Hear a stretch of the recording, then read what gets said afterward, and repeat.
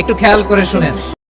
একটা মেয়ে শ্বশুর বাড়ি যাওয়ার আগে তার বাবাকে একটা প্রশ্ন করলো, আচ্ছা বাবা, আমাদের সামনের উঠোনে যে গাছটা আছে ওই গাছটা কি আমাদের পিছনের বাগানে লাগানো যায় না? তখন মেয়েটার বাবা বলল, ওই গাছটা 4 বছর পুরনো একটা গাছ, এখন যদি এটাকে অন্য জায়গায় নিয়ে লাগানো হয় তাহলে সেটা নতুন মাটিতে অন্য জায়গায় নিজেকে মানিয়ে নিতে পারবে না, গাছটা মারা যাবে।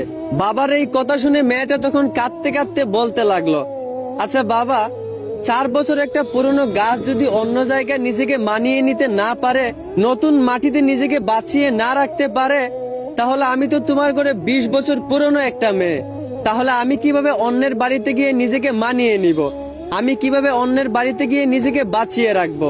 মেয়েটার এই কথা শুনে তার পরিবারের সবাই অবাক হয়ে গেল।